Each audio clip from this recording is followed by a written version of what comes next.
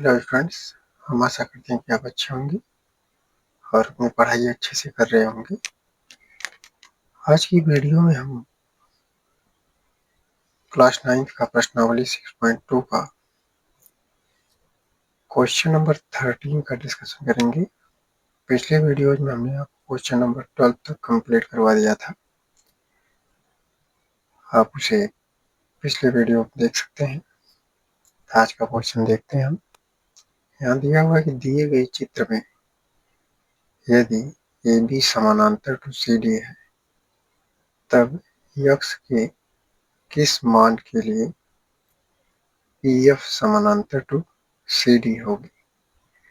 तो एक बार हम चित्र में देख लेते हैं। आप चित्र में देख सकते हैं कि यहाँ AB एक रेखा है और नीचे यह CD है। AB समानांतर टू CD दिया है। अब हमसे पूछ रहा है कि EF समानांतर टू CD होगा किस मान के लिए, x के किस मान के लिए, यानी हमें x का मान निकालना है। इसे हम कैसे निकालेंगे, पहले हमें जो दिया हम लिख लेंगे कि AB समानांतर टू CD है तथा BC एक तिर्यक रेखा है। पहले इस बात को लिखते हैं हल में। यहाँ हम इसका हल करते हैं। हमें दिया है कि AB समानांतर टू CD तथा BC एक तिर्यक रेखा है। तिर्यक रेखा है, ऐसा हम लिख लेते हैं। अगर हम चित्र में देखें तो जब BC एक तिर्यक रेखा होगा तो जो कोण ABC होगा और जो कोण BCF BCD होगा, BCD ये एकांतर अंतःकोण होंगे, ABC और BCD। हम यहाँ लिख लेंगे तब कोण ABC बराबर कोण BCD एकांतर अंतःकोण, एकांतर अंतःकोण आपस में क्या होंगे, बराबर होंगे। इस प्रकार से हम देखें तो जो कोण BCD है यह दो कोणों से मिलकर के बना हुआ है। कोण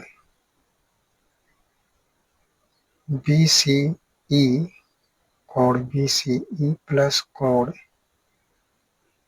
ECD,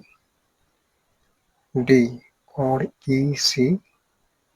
तो इसको हम यहाँ लिख लेते हैं कोण ABC बराबर कोण ABC बराबर यहाँ हो जाएगा कोण BCE प्लस कोण ECD।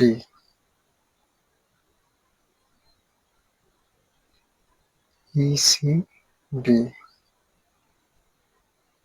और जो अगर हम देखें यहाँ चित्र में तो जो कोण BCD है ये दोनों कोण इसमें आएंगे, कोण BCE प्लस कोण ECD। कोण BCD की जगह पे है। अब जो कोण BCE का मान वो दिया है 25 अंश, हम रख लेते हैं 25 अंश प्लस कोण ECD और जो कोण ECD ये आ गया और जो कोण ABC का मान था वो था 65 अंश। अब यहाँ हम कोण ECD का मान निकाल सकते हैं। हम इसको ऐसे लिख लेते हैं, कोण ECD बराबर आ जाएगा 65 अंश माइनस का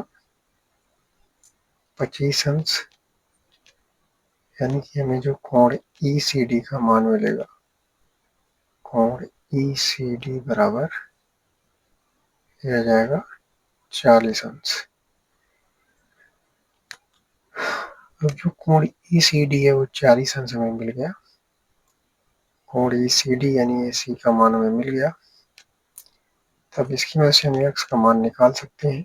इसके लिए हम आगे लिखेंगे कि यदि EF समानांतर टू CD है तो इसके लिए जो हमारा कोण FEC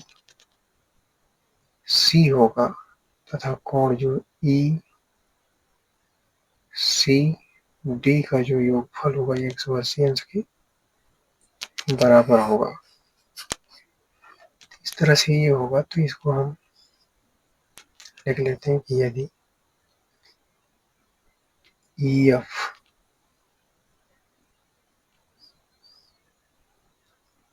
EF समानांतर टू CD के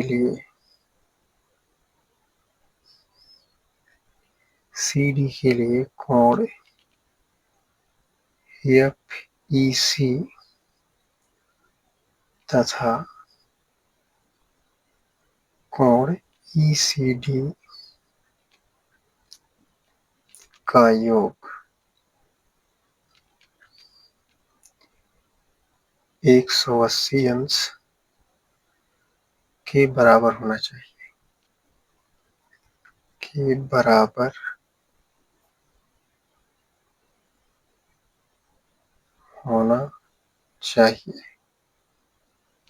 अब जब ये 180 अंश के बराबर होना चाहिए तो हम देखते हैं, जब EF समानांतर टू CD, कोण FEC और कोण ECD जो कि एक ही रेखा पर बनने वाले सान्तः कोण होंगे, दोनों का योगफल 180 अंश के बराबर होना चाहिए। तो हम लिखते हैं आगे, जो कोण FEC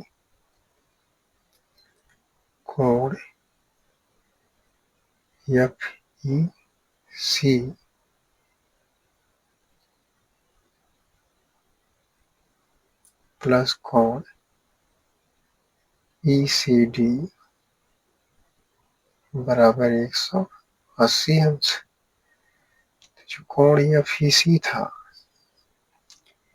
इसका मान हमें दिया है x अंश, और कोण ECD का मान हमने निकाला था जो कि था 40 अंश, बराबर किसके हो जाएगा 180 अंश के। इस प्रकार से हम जो कोण x का मान वो निकाल सकते हैं, ताकि हमें मिल जाएगा x बराबर 180 अंश माइनस का 40 अंश। यहाँ से हमें मिल जाता है x बराबर 140 अंश। अतः हम कह सकते हैं कि x बराबर 140 अंश के लिए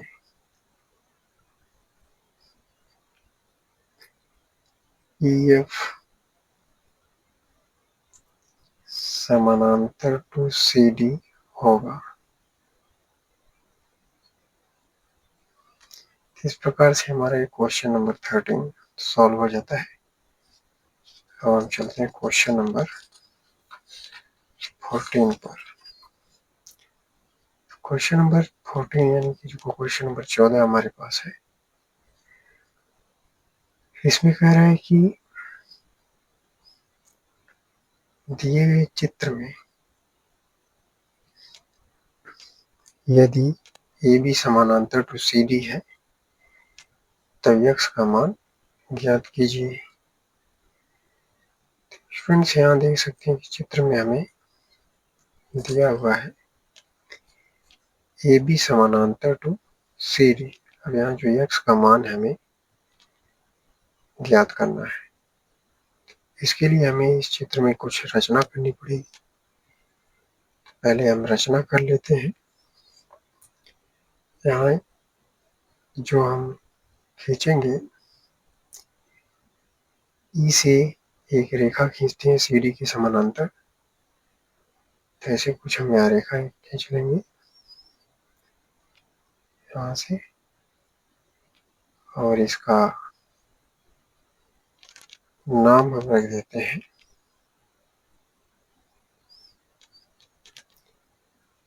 EF। इसका नाम हो गया EF, और x का मान हमें निकालना है। पहले जो रचना हमने किया वो लिख लेते हैं।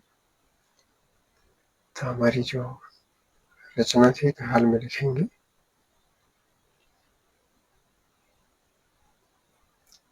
बिंदु कैपिटल ई से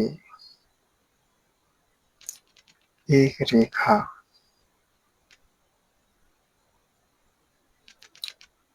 EF खींचा,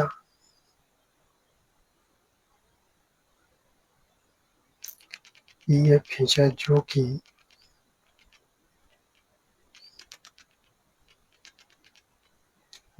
कि AB और CD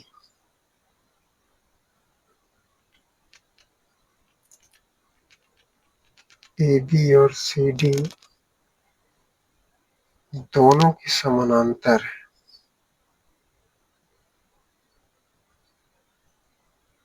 दोनों के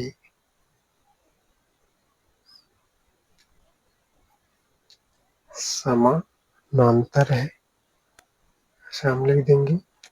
अब पहली बार हम लेंगे, यदि EF समानांतर टू CD है, तो देखें अगर EF समानांतर टू CD है, जो CE है, CE एक तिर्यक रेखा होगी, ऐसे जाएगी जो कि EF समानांतर टू CD। ध्यान लिखेंगे। अब EF समानांतर टू CD और CE तिर्यक रेखा है। CE तिर्यक रेखा है। जब EF समानांतर टू CD है, CE तिर्यक रेखा है, तो यहाँ जो हमें कोण मिलेंगे, कोण हमारा PCE प्लस कोण CEF, यह जो सह कोण होंगे जिनका योगफल 180 अंश के बराबर होगा, इसे हम लिख सकते हैं। तब कोण BCE प्लस कोण CEF बराबर होगा 180 अंश के, जो कि होगा सह अंतःकोण। सह अंतःकोण। अब जो कोण TCE का मान हमें यक्स दिया हुआ है, तो यक्स हम यहाँ रख लेते हैं, प्लस कोण CEF बराबर 180 अंश। अब इस तरह से हम कोण CEF का मान निकाल सकते हैं। यहाँ रखें कोण CEF बराबर 180 अंश माइनस का यक्स। इस तरह से कोण CEF का मान मिल जाता है यक्स, 180 अंश माइनस यक्स। अब पुनः हम करेंगे, जो रेखा EF है वह AB के समानांतर है और AE एक तिर्यक रेखा होगी। यहाँ हम लिखेंगे पुनः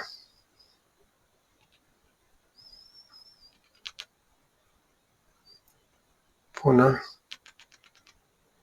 ई एफ समानांतर टू ए बी और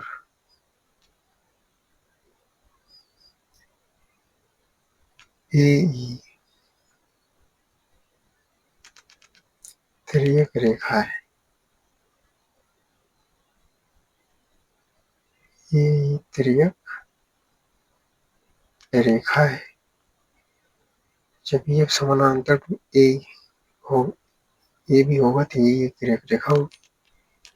इस स्थिति में जो हमें मिलेगा कोण बी ए ई, कोण बी ए ई प्लस कोण ए ई एफ, कोण ए ई एफ का जो योग आएगा वो 180 अंश के बराबर होगा, जो कि सहानता कोण होंगे। तो यहाँ हम कर लेंगे कोण बी ए ई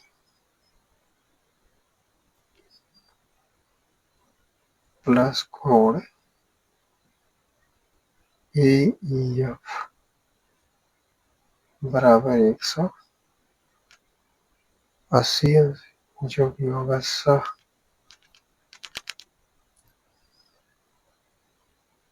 अंतःकोण,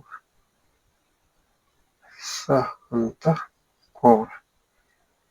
अब जो कोण बी ए ई का मान है ये हमें दिया 105 अंश, यहाँ रख लेंगे। अब जो कोण ए ई एफ है या दो कोणों से मिल करके बना है, एक कोण हमारा है कोण ए ई सी और दूसरा कोण है सी ई एफ। हम मानों को रखते हैं, हम कोण बी ए ई की जगह पे रख सकते हैं 105 अंश प्लस कोण ए ई एफ की जगह पे लिख सकते हैं कोण ए ई सी प्लस कोण सी ई एफ बराबर 180 अंश। अब जो कोण ए ई सी है, ए ई सी वो दिया है 25 अंश, हम मान रख लेते हैं। तो यहाँ आया 105 अंश और ए ई सी ये आ गया 25 अंश और जो कोण सी ई एफ का मान है वो आ गया 180 अंश माइनस का यक्स, हमने पीछे निकाल रखा था, बराबर में आ गया 180 अंश। इस तरह से आगे अगर सॉल्व करते हैं तो ये मिलेगा 105 अंश प्लस 25 अंश प्लस 180 अंश माइनस का यक्स बराबर 180 अंश। इस तरह से 180 से 180 ये कट जाता है। अब हम x का मान निकालेंगे तो x बराबर में 105 प्लस 25 ये मिल जाता है 130 अंश। इस तरह से x का मान हमें मिल जाता है, यही हमारा आंसर हो जाता है। और क्वेश्चन नंबर 14 यानी क्वेश्चन नंबर 14 है हमारा पूरी तरह से सॉल्व हो जाता है। अब हम चलते हैं क्वेश्चन नंबर 15 पर, जो कि आज का लास्ट क्वेश्चन है। इस क्वेश्चन में हमसे कह रहा है कि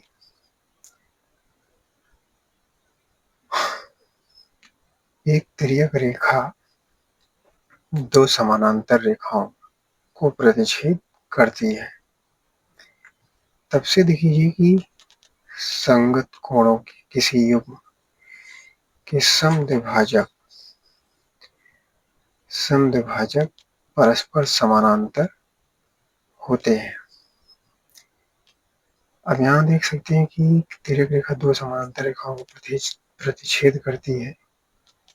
यहाँ दो समानांतर रेखाएं दी हुई हैं, ए बी सी डी, जिसे एक तिर्यक रेखा टी, यह जो तिर्यक रेखा है इसका नाम है टी, जो कि क्रमशः पी तथा क्यू बिंदुओं पर प्रतिच्छेद करती है। साथ ही ई पी तथा एफ क्यू क्रमशः कोण ए पी जी तथा कोण सी क्यू पी के समद्विभाजक है। तो हमें ये सिद्ध करना है कि किसी युग्म के समद्विभाजक परस्पर समानांतर होते हैं, यानी हमें ये सिद्ध करना है कि जो ईपी है वो एफ क्यू के समानांतर है। पहले हमें जो दिया है हल में लिख लेते हैं। तो हमें यहाँ दे रखा है हल में, हम मान लेते हैं कि माना ए बी तथा सी डी समानांतर रेखाएं हैं।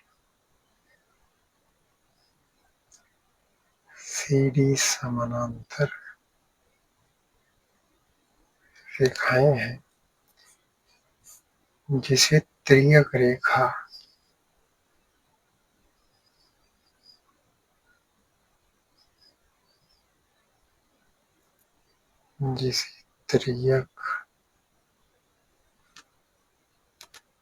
रेखा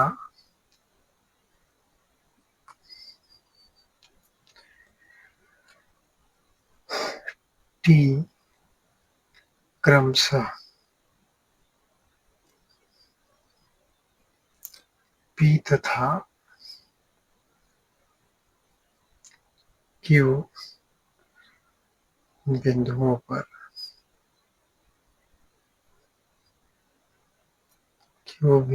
पर प्रतिच्छेद करती है।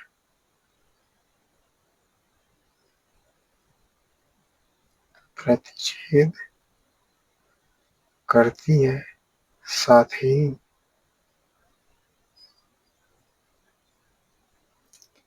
ईपी तथा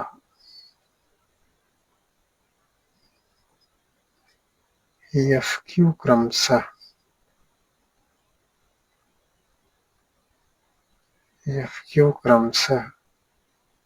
कोण एपीजी और कोण सी क्यू पी के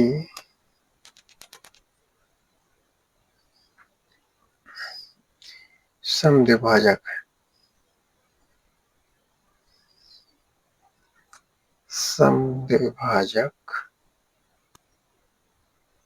है।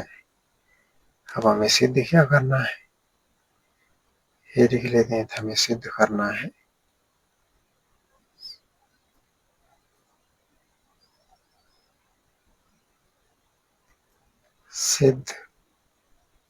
है कि ईपी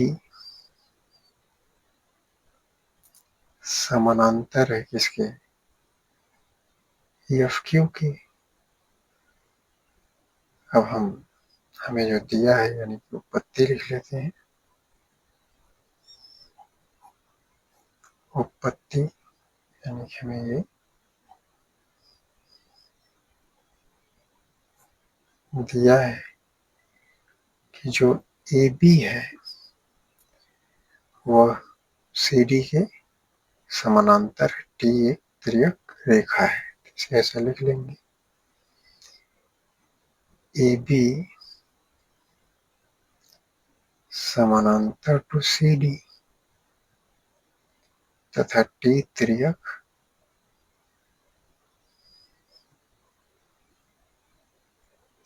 रेखा है, इस तरह से लिख लेंगे। अब जब ये भी समानांतर टू सी डी होगी, टी एक तिर्यक रेखा होगी, तो जो कोण ए पी जी है वो बराबर होगा कोण सी क्यू पी के, जो कि आपस में संगत कोण होंगे, तो यहाँ हम लिख सकते हैं कोण APG बराबर कोण CQP आपस में बराबर होंगे, जो कि कैसे कोण होंगे, संगत कोण होंगे। अब अगर हम यहाँ देखें तो हम दोनों पक्षों में यहाँ 2 से भाग देंगे, क्योंकि हमें यहाँ पर कोण APG का आधा जो होगा कोण EPG बराबर कोण FQP हमें सिद्ध करना है, जिससे कि हम सिद्ध करेंगे EP समानांतर टू FQ। तो हम लिखेंगे आगे दोनों पक्षों में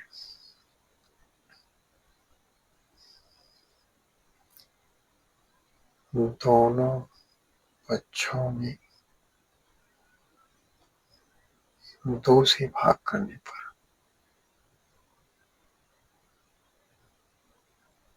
2 से भाग करने पर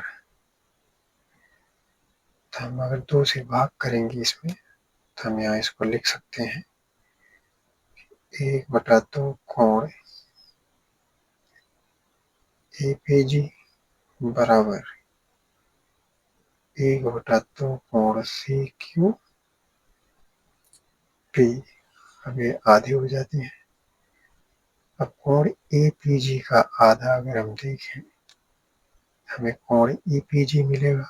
हम 1/2 कोण APG की जगह पे कोण APG को लिख सकते हैं। इसी तरह 1/2 कोण CQP की जगह पे हम FQP लिख सकते हैं।